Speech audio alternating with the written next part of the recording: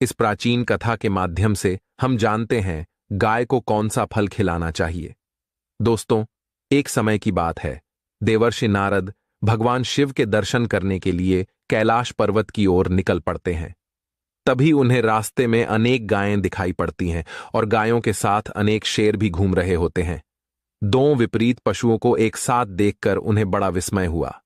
तभी उन्हें एक मनुष्य दिखाई पड़ता है जो गायों के साथ खड़ा है और उन्हें भोजन करा रहा है।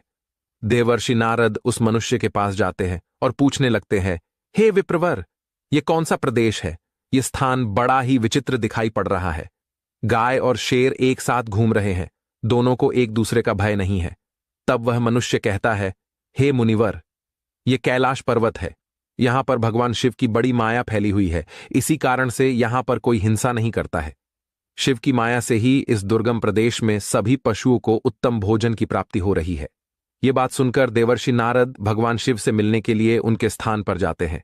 देवर्षि को देखकर भगवान शिव कहते हैं, आइए देवर्षि, कैलाश में आपका स्वागत है। आज किस प्रयोजन से कैलाश पर आपका आगमन हुआ है?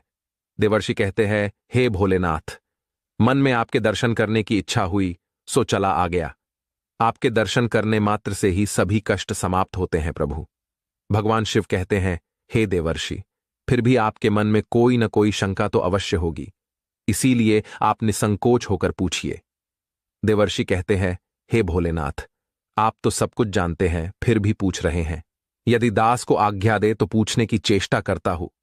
हे भोलेनाथ, आप तो पशुपतिनाथ हैं, इसीलिए आप समस्त प्राणियों के रहस्य जानते हैं। आज मैं आपके पास गौ माता के महात्म्य को सुनने के लिए आया हूं। गौ माता को सबसे अधिक प्रिय चीज कौन सी है तथा उन्हें कौन सी वस्तु खिलाने से मनुष्य के दुख दूर होते हैं? भगवान शिव कहने लगते हैं, हे देवर्षि, आपने समस्त मानव जाति के कल्याण हेतु उत्तम प्रश्न किया है। इस प्रश्न का उत्तर देने से पूर्व मैं आपको इससे जुड़ा एक प्राचीन इतिहास कहता हूं। इस प्राचीन कथा के माध्यम से आपकी सभी शंकाओं का समाधान हो जाएगा, इसीलिए आप इस कथा को ध्यान से पूरा सुनिए। जो भी इस कथा का श्रवण करता है उसके समस्त पापों का नाश होता है, उसे दुर्गम से दुर्गम स्थान में उत्तम फल की प्राप्ति होती है। देवर्षि कहते हैं, हे भोलेनाथ, आपके मुख से इस कथा को सुनना मेरा परम सौभाग्य है। कृपया आप इस कथा को अवश्य कहिए। मैं इसे ध्यानपूर्वक सुनूंगा और इसका प्रचार करूंगा। फिर भगवान शिव नारद जी को कथा सुनाने लगते हैं। हे देवर्षि, पूर्वकाल की बात है, पृथ्वीलोक पर दाशेरक नाम का जो देश है, उसके पश्चिम भाग में एक अत्यंत दुर्गम मरुस्थल है। उस मरु प्रदेश में कोई भी मनुष्य प्राणी जीवित नहीं रह सकता। वह प्रदेश प्राणियों के लिए भय उत्पन्न करने वाला तथा अत्यंत दुष्कर है। वहां पर कोई भी मनुष्य प्राणी निवास नहीं कर सकता। उस स्थान पर केवल प्रेतों का ही वास रहता है। वहां की भूमि तपी हुई गर्म बालू से भरी रहती है। उस स्थान पर बड़े बड़े सर्प निवास करते हैं जो अत्यंत दुष्ट और भयंकर है। उस मरु प्रदेश में सूखे हुए और थोड़ी छाया वाले वृक्ष ही उगते हैं। शमी, खैर, पलाश, करील, पीलू आदि प्रकार के वृक्ष ही उस स्थान पर रहते हैं। कांटों से भरे हुए ये वृक्ष अत्यंत भयंकर दिखाई पड़ते हैं। उन पर कोई फल नहीं उगते हैं, इसी कारण से कोई प्राणी वहां पर जीवित नहीं रह पाते। उस स्थान पर केवल पाप करने वाले प्रेत और पिशाच ही निवास करते हैं। यमराज के द्वारा कष्ट भोगने के लिए उस स्थान पर उन्हें छोड़ा जाता है। भूख और प्यास से व्याकुल होकर वे प्रेत उस निर्जन स्थान पर भटकते रहते हैं। उस मरुस्थल में बहुत थोड़ी वर्षा होती है, आकाश में बादल भी कम ही दिखाई पड़ते हैं। पीने के लिए कहीं पर भी जलाशय नहीं होता है। भूमि पर जो जल गिरता है वह भी तुरंत ही अदृश्य हो जाता है। फिर एक दिन एक बनिया अपने साथियों के साथ उस निर्जन स्थान की ओर चलने लगता है। फिर दुर्भाग्यवश होकर वह अपने साथियों से बिछड़कर उस निर्जन स्थान में पहुंच जाता है। उस मरुस्थल में वह इधर उधर भटकने लगता है और अपने साथियों को खोजने लगता है। बहुत देर तक इधर उधर भटकने के पश्चात उसके मन में भ्रम होने लगता है। अधिक समय तक चलने के कारण वह भूख और प्यास से पीड़ित हो जाता है। उसे अपनी प्यास बुझाने के लिए कहीं पर भी जल दिखाई नहीं पड़ता है। फिर एक स्थान पर खड़ा होकर वह चारों ओर देखकर सोचने लगता है, किस दिशा में गांव है, किस दिशा में जल है, मैं कहां जाऊं। लगता है अब इसी स्थान पर मेरी मृत्यु हो जाएगी। इतना सोचकर वह भगवान विष्णु की आराधना करने लगता है। फिर उसी समय उसे कुछ प्रेत दिखाई पड़ते हैं जो उसी की तरफ आ रहे होते हैं। उन प्रेतों के भयंकर रूप को देखकर वह बनिया भयभीत हो जाता है। वे सभी प्रेत भयंकर आवाज करते हुए उसकी तरफ ही आने लगते हैं। उस स्थान पर छिपने के लिए कोई भी स्थान नहीं होता है और उसके शरीर में बल न होने के कारण वह भाग भी नहीं पाता है। इसीलिए चुपचाप उसी स्थान पर खड़ा होकर भगवान से प्रार्थना करने लगता है। फिर वे भयंकर प्रेत उस बनिए के निकट आते हैं और उसे दुर्बल जानकर उसके पास आकर इस प्रकार से कहने लगते हैं, हे मनुष्य, इस भयंकर मरुस्थल में किस कारण से तुम्हारा आगमन हुआ है? लगता है तुम अपने साथियों से बिछड़कर इस वन में भटक रहे हो। तुम्हारे मुख को देखकर लगता है तुम भूख और प्यास से पीड़ित हो। उन प्रेतों के ऐसे वचन सुनकर उस बनिए को बड़ा आश्चर्य हुआ। वह सोचने लगा, बड़ी ही विचित्र बात है, ये भयंकर प्रेत मुझे खाने के बजाय मेरा हालचाल पूछ रहे हैं। वह बनिया उन प्रेतों से कहने लगता है, हे प्रेतों, दुर्भाग्य से मैं अपने साथियों से बिछड़कर इस स्थान पर आ गया हूं। कृपया तुम मेरा भक्षण न करो। मैं भगवान विष्णु का भक्त हूं। इस समय मैं भूख और प्यास से व्याकुल हो रहा हूं। तब उस प्रेत ने कहा, हे मनुष्य, तुम चिंता मत करो, हम तुम्हारा भक्षण नहीं करेंगे। भगवान की कृपा से हमें इस मरुस्थल में भी उत्तम भोजन की प्राप्ति होती है। इस प्रकार से कहकर उस प्रेत ने अचानक से एक टोकरी प्रकट की जिसमें नाना प्रकार के व्यंजन और जल रखा हुआ था। वह प्रेत उस बनिए से कहने लगता है, हे मनुष्य, लो, इस टोकरी से अन्न लेकर तुम ग्रहण करो। उस टोकरी में रखे हुए व्यंजनों को देखकर वह बनिया बहुत प्रसन्न हुआ और उसने तुरंत ही उस टोकरी में से अन्न लिया और उसे जल्दी जल्दी खा लिया। उस अन्न को खाकर बनिए की भूख शांत हुई और वह संताप से रहित हो गया और उस प्रेत को प्रणाम करते हुए कहने लगा, हे प्रेतों, तुम्हारा धन्यवाद है। आज तुमने मेरी भूख और प्यास मिटाई है। फिर उस प्रेत ने अन्य प्रेतों को भी भोजन करने के लिए कहा। सभी प्रेतों ने उस टोकरी में बचा हुआ भोजन भी खा लिया। फिर वह भोजन की टोकरी अचानक से अदृश्य हो गई। इस विचित्र घटना को देखकर उस बनिए को बड़ा आश्चर्य हुआ।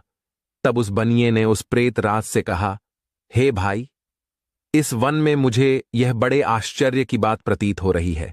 इस वन में न फल के पेड़ है, न नदी है और न सरोवर है, फिर भी तुम्हें इतना सुंदर और स्वादिष्ट भोजन कहां से प्राप्त होता है?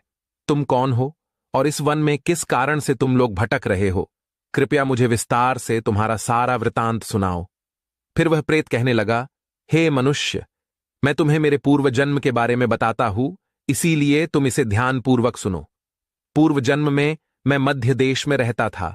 मैं बहुत ही धनवान सेठ था। मेरे पास किसी चीज की कोई कमी नहीं थी। मैंने व्यापार करके बहुत सारा धन इकट्ठा किया था, किंतु उस नगर में मेरे जितना दुरात्मा दूसरा कोई नहीं था। मैंने दूसरों को लूटकर सूत लेकर धन अर्जित किया था। मैंने अनेक लोगों के साथ छल किया था। मैंने कभी भगवान की पूजा नहीं की, कभी दूसरों को दान नहीं दिया। उसी समय में मेरे एक गुणवान ब्राह्मण मित्र थे जो सदैव मेरे हित की बात किया करते थे। उन्होंने मुझे कई प्रकार का महत्वपूर्ण ज्ञान दिया था। धन की रक्षा के लिए उन्होंने अनेक उपाय भी बताए। फिर एक दिन मैं उनके साथ तापी नदी के तट पर गया। उस स्थान पर मैंने उनके साथ उस नदी में स्नान किया। वहां पर एक प्राचीन आश्रम था जहां पर अनेक गाय बंधी हुई थीं। अपने मित्र की बात मानकर मैंने उन गायों को एक टोकरी भर केले के फल खिलाए और फिर लौटकर अपने घर चला आ गया। कुछ समय के पश्चात दैवयोग से मेरी मृत्यु हो गई। मृत्यु के बाद मुझे यम के 2 दूत लेने के लिए आ गए और वे मुझे पकड़कर यमराज के पास लेकर गए। यमराज ने चित्रगुप्त से मेरा लेखा जोखा देखने के लिए कहा। फिर चित्रगुप्त ने मेरा लेखा जोखा निकाला और कहने लगे, हे धर्मराज, यह दुरात्मा तो नास्तिक है। इसने कभी ईश्वर की पूजा नहीं की, इसने कभी दान धर्म नहीं किया, किंतु इसने केवल एक ही पुण्य का कार्य किया है। इसके गायों को केले के फल खिलाए हैं। बस इतना ही इसका पुण्य है। चित्रगुप्त की बात सुनकर यमराज ने अपने दूतों को आदेश देकर मुझे प्रेत बनाकर इस दुर्गम प्रदेश में डालने के लिए कहा। नास्तिक और दुरात्मा लोगों को प्रेत बनाकर इस दुर्गम प्रदेश में डाल दिया जाता है, किंतु मेरे द्वारा केवल एक ही पुण्य का काम हुआ था। मैंने गाय को टोकरी भरकर केले का फल खिलाया था। इसी पुण्य के कारण से मुझे इस भयंकर दुर्गम स्थान में भी एक टोकरी भरकर स्वादिष्ट भोजन प्राप्त होता है। प्रेतों को ऐसा भोजन नहीं मिलता है। प्रेतों का भोजन अत्यंत घृणित और दुर्गंधी युक्त होता है, किंतु मेरे पुण्य के कारण यहां पर निवास करने वाले प्रेतों को भी उत्तम भोजन की प्राप्ति होती है। इसी कारण से इन्होंने मुझे अपना प्रधान बना दिया। यहां पर निवास करने वाले सभी प्रेत दुरात्मा हैं। इन्होंने अनेक पाप किए हैं। देवालयों से धन की चोरी की है, पराई स्त्रियों से संबंध बनाए हैं तथा स्वामी के साथ द्रोह किया है। इसी पाप के कारण ये सभी प्रेत बने हैं। भगवान विष्णु परमात्मा हैं और आप भगवान विष्णु के परम भक्त दिखाई पड़ते हैं। इसीलिए आपके इस स्थान पर आने से मेरी मुक्ति हो जाएगी और मुझे उत्तम गति प्राप्त होगी, परंतु मेरे बगैर ये सभी प्रेत इस मरुस्थल में कष्ट भोगेंगे। इसीलिए आप मुझ पर कृपा करके मेरे इन सभी प्रेत मित्रों की मुक्ति के लिए उपाय कीजिए। हे मनुष्य, मैंने हिमालय पर्वत की एक गुफा में खजाना छिपाया है। हेयर रिमूवल क्रीम चूज करते वक्त don't go for offers and deals, क्योंकि उनके साथ फ्री मिलते हैं बैक केमिकल स्मेल। आप उस खजाने को प्राप्त करके इन प्रेतों की मुक्ति के लिए इनका श्राद्ध तथा तर्पण आदि कार्य करो। इतना कहकर वह प्रेत अदृश्य हो जाता है और उसे मुक्ति मिल जाती है। फिर वह बनिया हिमालय पर गया और उसने वहां पर उस प्रेत के द्वारा बताया गया खजाना प्राप्त किया और फिर वह गया तीर्थ में प्रेतों की मुक्ति के लिए श्राद्ध करने के लिए चला गया। वहां पहुंचकर उस बनिए ने उन प्रेतों के लिए श्राद्ध करना आरंभ किया। जिस दिन वह जिस प्रेत का श्राद्ध करता, वह प्रेत रात को उसके सपने में आकर उसे दर्शन देता और कहता है, हे महाभाग, तुम्हारी कृपा से मैंने प्रेत भाव को त्याग दिया है। अब मैं परम गति को प्राप्त हो रहा हूं। तुम्हारा धन्यवाद है। इस प्रकार से अनेक दिनों तक उस बनिए ने वहां पर सभी प्रेतों के लिए श्राद्ध किया और सभी प्रेत एक एक करके उसके सपने में आकर उसे दर्शन देने लगे और सभी प्रेतों को मुक्ति प्राप्त हुई। फिर वह बनिया अपने घर पर लौट आया और भगवान विष्णु की भक्ति करने लगा।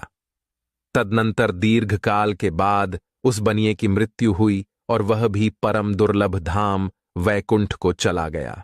महादेव कहते हैं, हे देवर्षि, इस प्रकार से मैंने आपको गाय को केले का फल खिलाने का महत्व सुना दिया है। जो मनुष्य नित्य गाय की सेवा करता है, उसे केले का फल खिलाता है, उसे उत्तम गति की प्राप्ति होती है। गायों के 6 अंग गोबर, मूत्र, दुग्ध, दधि और घृत ये अत्यंत पवित्र और शुद्धि के साधन भी हैं। गोबर से बिल्व वृक्ष उत्पन्न हुआ जिसमें मेरा ही वास होता है। गोबर से ही कमल के बीज उत्पन्न हुए हैं। गोमूत्र से गुग्गुल की उत्पत्ति हुई है, जो देखने में प्रिय और सुगंधि युक्त है, जो सभी देवों का आहार है। संसार में मूलभूत गोदुग्ध से उत्पन्न है। सभी मांगलिक पदार्थ दही से उत्पन्न है। घी से अमृत उत्पन्न होता है, जो देवों की तृप्ति का साधन है। गाय से ही यज्ञ प्रवृत्त होता है। गौ माता के शरीर में 33 कोटि देवी देवताओं का निवास होता है।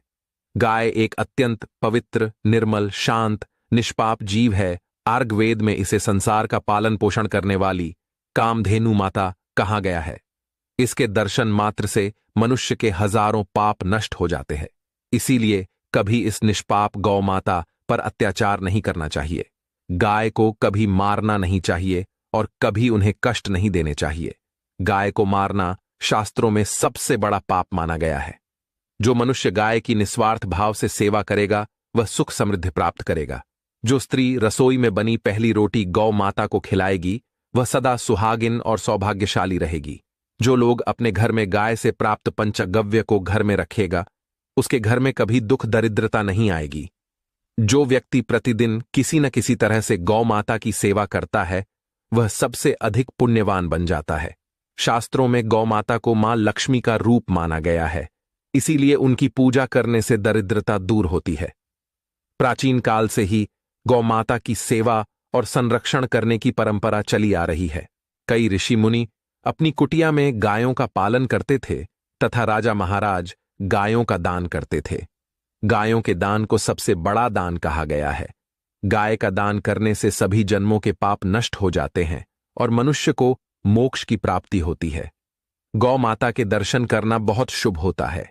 शास्त्र कहते हैं, रोज सुबह गाय के दर्शन होने से पुण्य की प्राप्ति होती है और सुबह गोबर के दर्शन होने से लक्ष्मी की प्राप्ति होती है। अगर किसी महत्वपूर्ण कार्य के लिए जा रहे हैं और अचानक ही गौ माता आपके रास्ते में आ जाती है तो वह कार्य निश्चित ही सफल हो जाता है। किसी भी यात्रा पर निकलते समय अगर गौ माता के दर्शन हो जाए तो वह यात्रा सुखपूर्वक पूर्ण हो जाती है, इसमें संशय नहीं है। अगर घर में धन की समस्या है तो गुरुवार के दिन गाय को केले का फल खिलाना चाहिए, इससे दरिद्रता दूर होती है। गौ माता के पीठ पर एक उभरा हुआ कूबड़ होता है, उस कूबड़ में सूर्य केतु नाड़ी होती है। जब भी द्वार पर गौ माता पधारे तो इस कूबड़ को एक बार जरूर स्पर्श करे। इससे जीवन से सभी रोगों का अंत होगा और धन संपत्ति की प्राप्ति होगी। शास्त्रों में कहा गया है, जो मनुष्य तन मन धन से गौ माता की सेवा करता है वह मृत्यु के बाद वैतरणी नदी को गौ माता की पूंछ पकड़कर पार कर लेता है। उस व्यक्ति की अकाल मृत्यु नहीं होती है और उसे मोक्ष की प्राप्ति होती है। जिस व्यक्ति के भाग्य की रेखा सोई हुई है, अगर वह व्यक्ति अपनी हथेली पर गुड़ रखकर गौ माता की जीभ से छटाता है तो उसकी सोई हुई भाग्य रेखा खुल जाती है और उसका दुर्भाग्य सौभाग्य में परिवर्तित हो जाता है। इस प्रकार से महादेव ने देवर्षि नारद जी को गाय को फल खिलाने का महत्व सुना दिया। फिर देवर्षि भगवान शिव को बारंबार प्रणाम करने लगते हैं और उनका धन्यवाद देते हुए कहते हैं, हे भोलेनाथ, आपने गाय की सेवा का महात्म्य सुनाकर मुझ पर बड़ा उपकार किया है। मैं इस कथा का तीनों लोकों में प्रचार करूंगा। इतना कहकर देवर्षि चले